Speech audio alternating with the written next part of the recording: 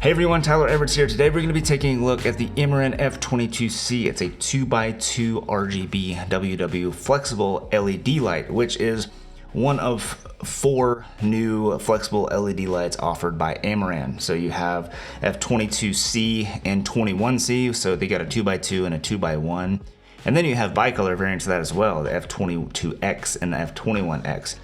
Now, anytime that there is an offering between bicolor and RGBWW, I'm always going to opt for RGBWW just for the flexibility, no pun intended, of those lights. Well, real quick, an RGBWW light, what that is basically you have a red chip, a green chip, a blue chip, so RGB, and then you have a cool white and a warm white LED chip, and that really helps with getting a really wide CCT range to be able to kind of dial it into whatever you want. Now, bicolor lights have that as well. You have, you can usually go from 2500 Kelvin up to 7500 Kelvin, which is really nice, but that doesn't stop there with RGBWW lights. These lights, you can actually expand that even more to get all the way from 1500 Kelvin all the way up to 20,000 Kelvin. So you have even more CCT range to use for creative decisions on set, which is super nice. Now, another benefit, obviously, with RGBWW lights is you're able to pick whatever color you want. You open up the Sidus Link app, which is the easiest way to use any of these Aputure or Amaran lights.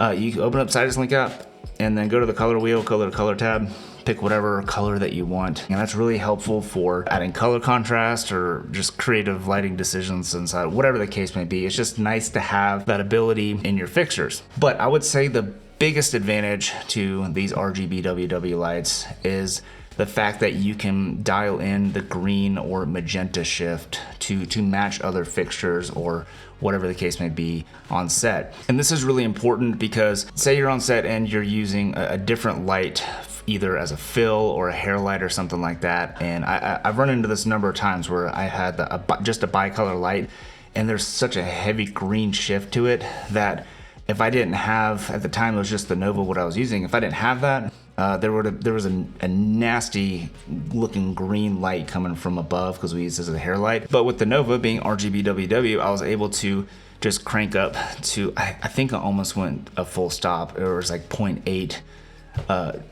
correction to basically make it more green to match that little light. We adjusted the camera settings, the white balance settings in camera, and then it all looked super natural and the director and everybody was super happy. So that's a huge benefit. Or if you just go into like an office building or something and you have a bunch of fluorescent tubes and stuff, a lot of times those may have a green hue to them.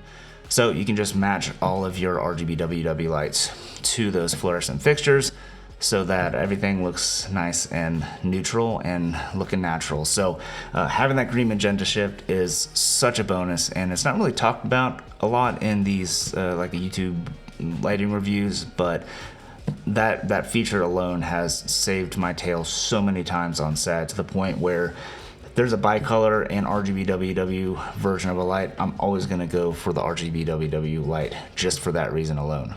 Now the light ships in this kind of semi-hard case right here, so adds a little bit of protection. If you're gonna travel with it, I would definitely recommend maybe throwing it in a harder like Pelican case or something.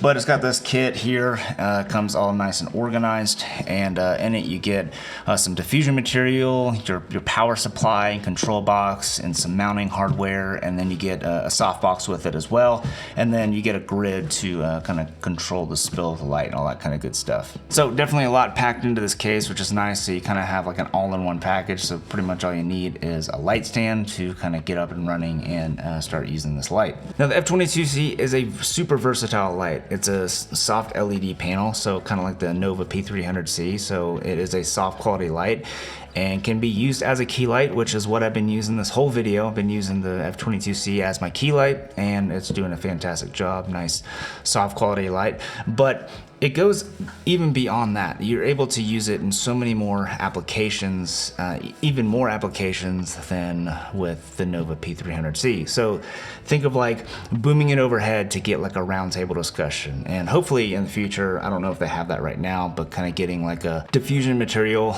that would fit in the softbox to kind of be more of like a lantern to kind of get a more even spread for round table discussion. This would be a great option for that because of how lightweight it is to boom overhead. But also booming it overhead for like a hair light or a backlight or an edge light or something like that. Because it's such a lightweight option, it's just so much easier to boom overhead than booming a Nova or something like that. So you have that benefit, but also if you take the frame out, you can like tape it to a wall or to a window or something like that, and kind of put this light into corners where it wouldn't really necessarily be possible to mount other lights.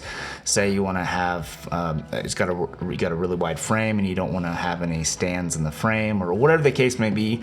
These flexible LED panels are really popular for that kind of application because of how lightweight they are, and you can kind of time to all different things. Yeah, there's all kinds of options with mounting this light, which makes it such a versatile light. So with that said, I'll give you a couple of first impressions of this light. The build quality is superb. It being an Amaran product, you're not going to get a lot of the professional features that you would with the Aputure family of lights, but still the F22c feels like a premium product, and I mean, it is priced accordingly. It's kind of priced at the higher end of the Amaran products, but everything from the control box to the leads and all that kind of stuff just feel like it's a really premium product. So really happy on the build quality. And then when it comes to light output and color quality, this thing is super bright, and it's actually a lot more bright than I thought it was going to be.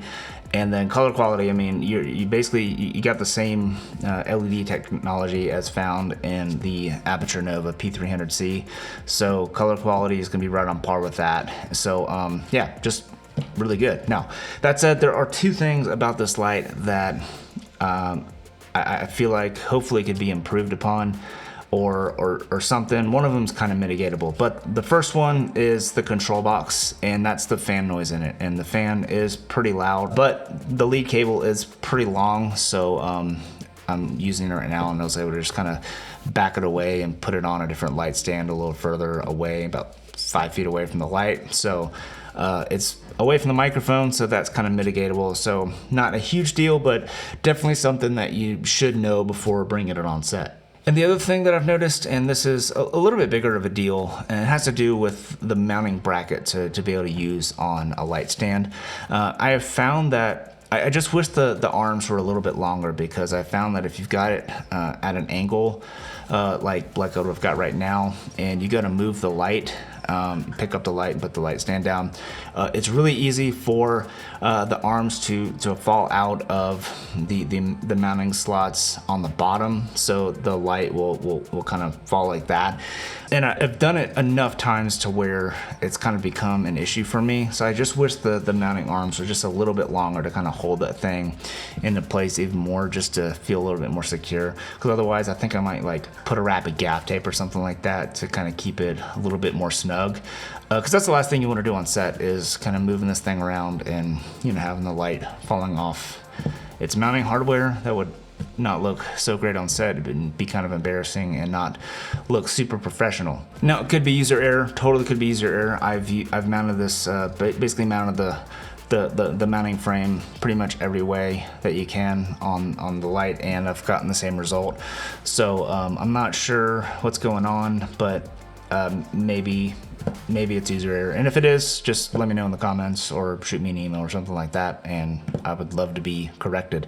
But those are the only two real things, downsides that I've found to this light. Other than that, I think it is a fantastic light, and for content creators out there, or anyone that has like a studio setup where this thing's going to be mounted more permanently, I think this is a fantastic option. But also, if you're traveling, I mean, it's a lightweight option. It's much lighter weight than my Nova carrying case, so that's a huge bonus. So that's going to be it for this video. I hope you found something useful in it. If you did, consider hitting that subscribe button and the like button and all that kind of stuff. Leave me a comment down below.